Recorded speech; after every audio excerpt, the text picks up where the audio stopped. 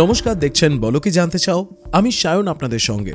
দেখতে দেখতে 2024 শেষ হলো, আমরা পা দিলাম 2025-এ। জ্যোতিষশাস্ত্র অনুযায়ী এই বছর আপনার রাশির কেমন কাটবে তা নিশ্চয়ই দেখে নিয়েছেন। ঠিক একই রকম ভাবে সমীক্ষা অনুযায়ী 2025-এর পর কলকাতার ভবিষ্যৎ কেমন হতে চলেছে তা দেখানোর চেষ্টা করছি আমি। সমীক্ষা এবং নানান রকম তথ্য বলছে যে 2030-এর মধ্যে কলকাতা হয়ে উঠতে চলেছে একটা জব ডেস্টিনেশন বা জব ক্যাপিটাল অফ ইন্ডিয়া। এটা কতটা বিশ্বাসযোগ্য বা কতটা বিশ্বাসযোগ্য নয় সেই নিয়ে আলোচনা এখানে হচ্ছে না। বেশ কয়েক জায়গা থেকে ডেটা সংগ্রহ করে এবং বিভিন্ন সমীক্ষার রিপোর্ট দেখে আজকের এই প্রতিবেদনটি বানানোর চেষ্টা করেছি। তাই বেশ কয়েকটি প্যারামিটারে এটাকে ভাগ করব। মূলত যুগের সাথে পাল্লা দিয়ে আমাদের চাকরির ধরন কিন্তু আগের থেকে অনেকটা পাল্টেছে, যা আজ থেকে 5 বা 10 বছর আগে কিন্তু ছিল না। যেমন digital marketing, social media operations, artificial intelligence, data scientist, logistic management এবং ডেটা সেন্টার রিলেটেড নানান রকম চাকরি। এককালের বাঙালির প্রিয় চাকরি মেডিকেল বা ইঞ্জিনিয়ারিং, তারতম্য কিন্তু তাতেও ধরা পড়ছে। ইন্ডিয়ান এক্সপ্রেসের মতন সংবাদ সংস্থা সম্প্রতি বেশ কিছু বিশিষ্ট মানুষজনের সাথে কথা বলে কতগুলো তথ্য তুলে ধরেছে একটি আর্টিকেলে। সেই আর্টিকেলে বলা হচ্ছে স্কিল এনহান্সমেন্ট কি as Kolkata become future destination for jobs. অর্থাৎ যেই কথাটা আগে বলছিলাম তাতেই আবার ফিরে আসি। এখনকার চাকরির ক্ষেত্রে সবথেকে ইম্পর্টেন্ট জিনিস হচ্ছে স্কিল ডেভেলপমেন্ট। অর্থাৎ তথাকথিতভাবে এই মুহূর্তে শুধুমাত্র গ্র্যাজুয়েট হওয়া মানেই বড় চাকরি পাওয়া বিষয়টা তেমন নয়, দরকার স্কিল ডেভেলপমেন্ট। এই স্কিল ডেভেলপমেন্টের মধ্যেই রয়েছে ইঞ্জিনিয়ারিং অ্যান্ড মেডিকেল। এছাড়া সময়ের সাথে পাল্লা দিয়ে অনেক দিকে কিন্তু নতুন নতুন স্কিলের প্রয়োজন হচ্ছে। একটা সময় ছিল যখন প্রচুর ছেলে মেয়ে অ্যানিমেশন বা গ্রাফিক্স শিখতে যেত। এখন সেই জায়গায় বেশি মাত্রায় ইনক্লুড হয়েছে সিজিআই এর মতন টেকনোলজি, বড় বড় বিজ্ঞাপনের ক্ষেত্রে হোক বা ডিজিটাল ক্রিয়েশনের জন্য হোক। এমনকি কোনো প্রোডাক্টকে মার্কেটে ছাড়তে গেলে তার জন্য দরকার অ্যাডভার্টাইজমেন্ট। একসময় যেটা নিউজ পেপার, রেডিও বা টিভিতেই সীমাবদ্ধ ছিল তা আজ ডিজিটাল মাধ্যমে ঢুকে গেছে। আপনি যদি আপনার ফোনটাকে আপনার পাশে রেখে যে কোনো বিষয় নিয়ে আপনার পরিচিত কারোর সাথে অনেকক্ষণ ধরে কথা বলেন, তাহলে কিছুক্ষণ বাদে গুগলে সেই অ্যাডটা আপনি নিশ্চয়ই দেখতে পান। এখানেই কৃত্রিম বুদ্ধিমত্তা অর্থাৎ আর্টিফিশিয়াল ইন্টেলিজেন্স এবং একই সাথে ডিজিটাল মার্কেটিং এই সমস্ত দিকে কিন্তু নতুন নতুন দরজা খুলেছে। কাজেই স্কিল ডেভেলপমেন্ট একটা বড় ভূমিকা পালন করছে। কলকাতা এবং তার শহরতলিতে গজিয়ে উঠছে প্রচুর ছোট বড় ইউনিভার্সিটি বা ইনস্টিটিউট। কাজেই প্রচুর মানুষের মধ্যে এই ইনস্টিটিউটগুলোতে পড়ার চাহিদাও বাড়ছে। কাজেই বাইরের রাজ্য থেকে বহু মানুষ কিন্তু এখানে পড়াশোনার জন্য আসছে এবং পড়াশোনার পরে চাকরিও তারা এখানেই পেয়ে যাচ্ছে। আজ কলকাতার বুকে দাঁড়িয়ে টেক মাহিন্দ্রা হোক, ক্যাপজেমিনি হোক, আইটিসি ইনফোটেক হোক বা ইনফোসিস, এছাড়া টিসিএস, এল&টি মাইন্ডট্রি এবং ডেলয়েটের মতন সংস্থা তো রয়েইছে। এমনকি শুধু চাকরি নয়, ইজ অফ ডুইং বিজনেসের ক্ষেত্রেও কিন্তু কলকাতা র্যাপিডলি গ্রো করছে। যার জন্যই 2019 সাল থেকে কলকাতা কিন্তু প্রত্যেক বছর world bank is of doing বিজনেসের র্যাঙ্কিংয়ে নিজের নাম নথিভুক্ত করছে। এমনকি ওয়ার্ল্ড ব্যাংকের ডেটাই বলছে Kolkata 11th fastest growing and developing city in the world. যেই কলকাতায় একসময় মৃত শহরের তকমা পেয়েছিল। রাজনৈতিক স্বার্থে কলকাতাকে অ্যাজ আ ডেড সিটি অনেকেই বলে থাকে, কিন্তু সেটা সম্পূর্ণ একটা শ্রেণীর দৃষ্টিভঙ্গি। তারও বড় উদাহরণ হচ্ছে কলকাতায় একদিকে যেমন চাকরির বাজার নতুন করে তৈরি হচ্ছে, ঠিক অন্যদিকে কলকাতায় হকারের মাত্রা কিন্তু নিরন্তর বাড়ছে। কলকাতার রাস্তা ছেয়ে যাচ্ছে হকারে। বাঙালি অবাঙালির তরজা নিয়েও কিন্তু চুলচেরা বিশ্লেষণ হচ্ছে। চাকরির বাজারেও বাঙালি অবাঙালি নিয়েও কিন্তু তরজা হচ্ছে। এমনকি আমাদের ভিডিওর কমেন্টেই অনেকে বলে থাকে, এতে লাভ কি, বাঙালিরা চাকরি পাবে কোথায়, সব তো বাইরের লোকেরা পাবে। এটাকে আমি সম্পূর্ণভাবে সমর্থন এই কারণে করতে পারি না, যেমন পশ্চিমবঙ্গের মধ্যে যদি কোনো সংস্থা আসে তাতে চাকরি করার জন্য বাইরের থেকে লোকেরা আসে, ঠিক একই রকমভাবে আমরাও তো অন্য রাজ্যে গিয়ে চাকরি করি। যে কোনো মেট্রোপলিটন সিটির অর্থই হলো ভারতের বিভিন্ন প্রান্ত থেকে মানুষ আসবে। হ্যাঁ, কিন্তু সংরক্ষণ নিয়ে দাবি দেওয়া এবং সংরক্ষণ রাখাটা একটা অন্য বিষয়। যারা লোকাল তারা কত পার্সেন্টেজ পাবে, যারা বাইরে থেকে আসছে তারা কত পার্সেন্টেজ পাবে, এই বিষয়টি নিয়ে কিন্তু চুলচেরা বিশ্লেষণ করাই যায়। তাহলে প্রশ্ন উঠতে পারে যে চাকরির ক্ষেত্রে কলকাতা এমন কি প্রোভাইড করছে যার জন্য কলকাতা আগামী দিনে ভারতবর্ষের জব ডেস্টিনেশন বা জব ক্যাপিটাল হয়ে উঠতে চলেছে। তার বেশ কিছু প্যারামিটার রয়েছে। বেশ কয়েক বছরে কলকাতায় আইটি সেক্টর কিন্তু গ্রো করেছে। একসময় কলকাতার বুকে যেই সমস্ত সংস্থাগুলির অবস্থান ছিল না, বর্তমানে তাদের অবস্থান কিন্তু স্পষ্ট হয়েছে।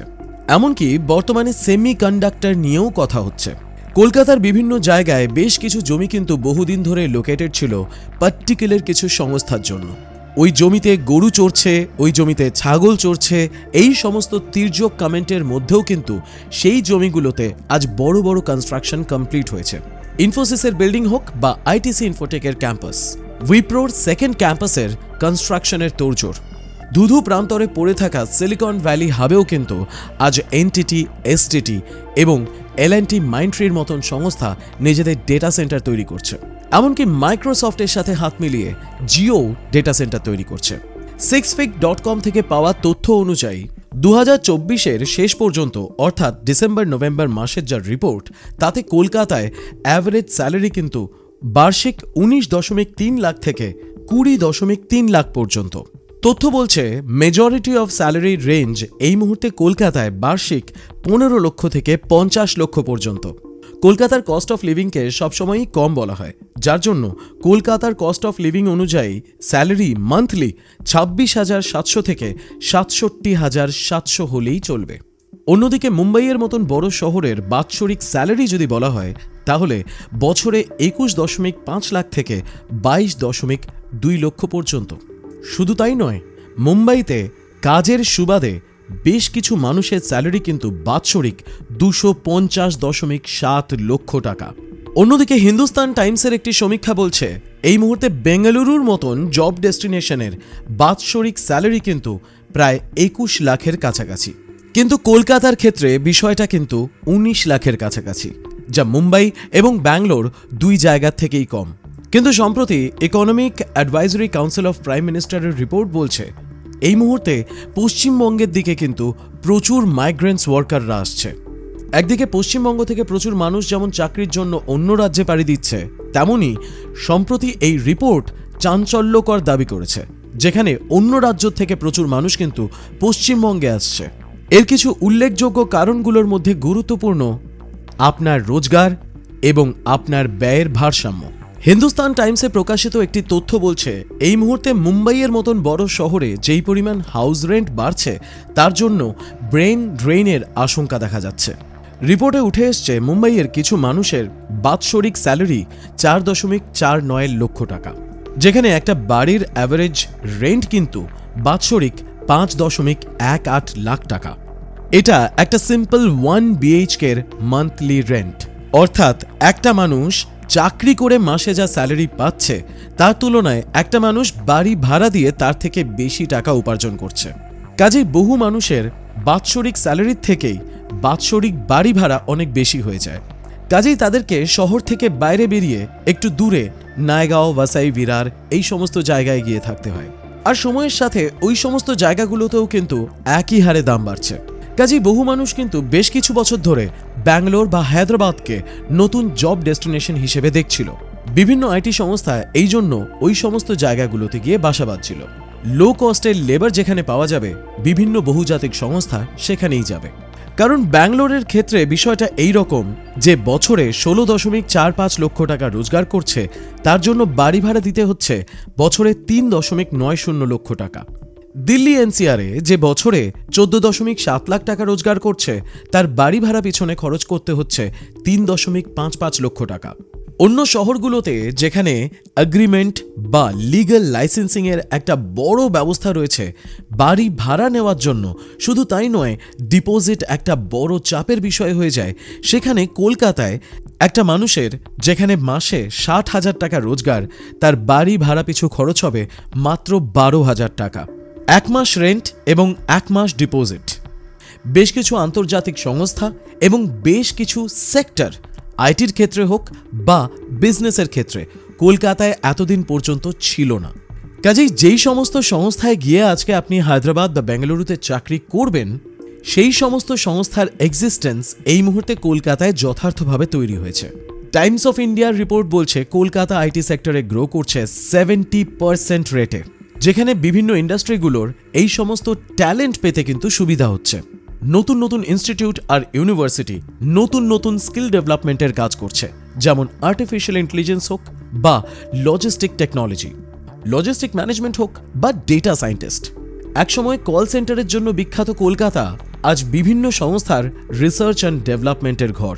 ইনফোসিস হোক বা টিসিএস এর ক্যাম্পাস, আইটিসি ইনফোটেক হোক বা উইপ্রোর আপকামিং সেকেন্ড ক্যাম্পাস, অথবা জিও ও মাইক্রোসফটের under construction data centre, TCS এর আন্ডার কনস্ট্রাকশন সঞ্চয়িতা পার্ক হোক বা এলএনটি মাইন্ডট্রির ডেটা সেন্টার। সিলিকন ভ্যালি হাবে এই মুহূর্তে এনটিটি, এসটিটি, এলএনটি মাইন্ডট্রি যা নতুন কনস্ট্রাকশন হচ্ছে তা কোনোটাই কিন্তু টেলিকলিংয়ের জন্য হচ্ছে না। আজ নেই, কাল ছিল না, আগামী দিনে থাকবে না, এই রকম মনোপ্রবৃত্তি রেখে কোনো শহরকে নেগেটিভ সাইটে নিয়ে যাওয়া কিন্তু মোটেই কাজের কথা নয়। রাজ্য সরকারের সমালোচনা করা এবং একটা শহরের পরিকাঠামোকে আরও ডেভেলপ করার জন্য নিজেদের দাবি তুলে ধরা এবং এই সব কিছুর মাঝে একটি শহরকে ডেড সিটি ডিক্লেয়ার করে দেওয়া, তার মধ্যে বিস্তর পার্থক্য আছে। সম্প্রতি সদিচ্ছায় হোক বা পাবলিকের ডিমান্ডের প্রেসারে এসে হোক, বিজিবিএস এর আগে অর্থাৎ বেঙ্গল গ্লোবাল বিজনেস সামিটের আগে কিন্তু রাজ্য সরকারের তরফ থেকে জানানো হয়েছে সেমিকন্ডাক্টর হাব গড়ে তোলার জন্য কিন্তু রাজ্য সরকার পলিসি আনতে চলেছে। শুধু তাই নয়, সবকিছুর আগেই আইটিসি ইনফোটেকের মতন সংস্থাও কিন্তু কলকাতায় সেমিকন্ডাক্টর হাব গড়ে তোলার জন্য কিন্তু রাজ্য সরকারের কাছে আবেদনও করেছে। বেসিক জিনিসটা হচ্ছে এই পলিসি তৈরি হওয়ার আগেই তারা নিজেদের নাম নথিভুক্ত করে রেখেছে, যাতে পলিসি হয়ে গেলে তারা সেই সমস্ত সুবিধাগুলো পেয়ে যায়। টাইমস অফ ইন্ডিয়ার ডেটা বলছে কলকাতায় যেমন আইটি সেক্টর 70% প্রতি বছর রেটে গ্রো করছে, তেমনি কলকাতায় জন্মানো আইটি কোম্পানিগুলি এবার কাজের জন্য দেশান্তরে পাড়ি দিচ্ছে। না, এটাকে এই মানে নেওয়া চলবে না যে রাজ্য থেকে তারা পালিয়ে যাচ্ছে। ইনফোসিসের জন্ম ব্যাঙ্গালোরে, কলকাতায় তাদের নতুন অফিস বিল্ডিং খুলেছে মানেই তারা ব্যাঙ্গালোর থেকে পাত্তারি গুটিয়ে চলে যাচ্ছে, ব্যাপারটা তো তেমন নয়। তেমনি কলকাতার কোনো সংস্থা দেশান্তরে পাড়ি দিচ্ছে মানেই তারা কলকাতায় থেকে পাত্তারি গুটিয়ে চলে যাচ্ছে, এটা বলা ভুল হবে। কলকাতায় যে সমস্ত আইটি কোম্পানিগুলো জন্মেছে তারা মূলত কোন কোন সেক্টরে কাজ করছে সে বিষয়ে প্রশ্ন করলে delivery transformation, digital engineering and cloud tech এই সমস্ত কিন্তু মেজর সেক্টরে কাজ করছে। কলকাতার আইটি সংস্থাগুলি এই মুহূর্তে সার্ভিস প্রোভাইড করছে ইউএসএ, ইউরোপিয়ান ইউনিয়ন এবং মিডল ইস্টের প্রচুর সংস্থাকে। কাজেই যেই সমস্ত সংস্থাগুলি কলকাতায় আসছে তাতে কাজ করার জন্য বাইরে থেকে প্রচুর মানুষ আসছে। এমনকি মানুষের সংখ্যা বাড়ছে, ডিমান্ড বাড়ছে, নতুন নতুন বিল্ডিং তৈরি হচ্ছে, তাই লেবার সেক্টরে যারা কাজ করছে সেই সমস্ত মানুষও কিন্তু প্রত্যেক দিন কলকাতার দিকে পাড়ি দিচ্ছে। এবং একই রকমভাবে কলকাতায় যে সমস্ত সংস্থাগুলো আগের থেকে ছিল বা কলকাতায় যে সমস্ত সংস্থাগুলি জন্মেছে তারা কিন্তু নিজেদের এক্সপ্যানশন করছে পৃথিবীর বিভিন্ন দেশে। তার জন্যই তারা কলকাতায় এআই ল্যাব অর্থাৎ আর্টিফিশিয়াল ইন্টেলিজেন্স ল্যাবরেটরি তৈরি করার কথাও ভাবছে। এবং 70% আইটি সেক্টরে গ্রোথ ইজ সিগনিফিক্যান্ট। এখানে কি আমাদের কোনো কর্তব্য আছে? হ্যাঁ, আমাদের কর্তব্য আছে নিজেদেরকে স্কিল করে তোলা। Plain graduation is not a skill. প্রতিনিয়ত পড়াশোনা করা, প্রত্যেক নিয়ত খবরে কাগজ পড়া, বন্ধুবান্ধবদের সাথে বসে আলোচনা করা, সময়ের সাথে তাল মিলিয়ে কোন স্কিল নিয়ে পড়াশোনা করলে আমরা নিজেদেরকে ডেভেলপ করতে পারবো। গভর্নমেন্টের পলিসি নিয়ে প্রশ্ন করা নিশ্চয়ই জরুরি, নিজেদের প্রয়োজনীয়তাটা খুঁজে তার নিরিখে প্রশ্ন করা আরও বেশি জরুরি। আমরা যদি আমাদের নিজেদের ক্যারিয়ারের উত্তর জেনে থাকি তাহলে আমাদের প্রশ্নেও কিন্তু দম থাকবে। না হলে কমেন্ট বক্সে লিখতে হবে বাঙালি আর চাকরি পাবে কই, বাইরের লোকেরাই তো নিয়ে যাবে সবটাই। তবে এর মানে এটা নয় যে বাইরের লোকেরা রাজ্যে আসবে না, এটা আমরা চাইব। বাইরের লোকেরা রাজ্যের অভ্যন্তরে আসুক, তারা কাজ করুক, তারা ইনভেস্ট করুক রিয়েল এস্টেটে। কলকাতাতেও বাড়ি ভাড়া বাড়ুক, যারা বাড়ি ভাড়ার জন্য দিচ্ছে তাদের এই বাড়ি কেনার ইনভেস্টমেন্টটা যেন ফ্রুটফুল হয়। সময়ের সাথে চলতে হবে ভাই, না হলে কোনো উপায় নাই। যারা কলকাতা থেকে বেরিয়ে গেছে কাজের জন্যে বা উপার্জনের জন্য তারা অনেক সময় অভিমানের নিরিখে অনেক কথা বলে, তা যুক্তিসঙ্গত। কিন্তু যেই সময়টার ওপর রেগে তারা বেরিয়েছে সেই সময়টায় কলকাতায় সত্যিই কিছু ছিল না। সেই সময়ের নিরিখে আজকের সময়ে কলকাতায় পরিবর্তন চোখে পড়ার মতন। তাহলে এখন এই গ্রোথটাকে অ্যাপ্রিসিয়েট করতে সমস্যাটা কোথায়? অতীত টেনে এনে কথা বলার স্বভাব বাঙালিদের চিরকালের। কখনো আমাদের এত বিঘা জমি ছিল, আবার কখনো আমরা নোবেলজয়ী রবীন্দ্রনাথ ঠাকুরের উদাহরণ তুলি, আবার কখনো অস্কার বিজয়ী সত্যজিৎ রায়কে উদাহরণ হিসেবে তুলে ধরি, কিন্তু এই অতীত টানার মাঝে আমরা বর্তমানে কি করছি? ভবিষ্যৎ আমাদেরকে অতীত হিসেবে মনে রাখবে তো? আপনি আচরি ধর্ম, অপরে শিখায়। At the end of the day, আপনা হাত জগন্নাথ। ভিডিও সম্পর্কে আপনার মতামত কমেন্টে লিখে জানাবেন। যদি কোনো ডেটা থেকে থাকে আমাকে ক্রস চেক করার, সেই ডেটা প্লিজ কমেন্টে দেবেন, যাতে আমি নিজেকে রেকটিফাই করতে পারি। বলো, কি জানতে চাও?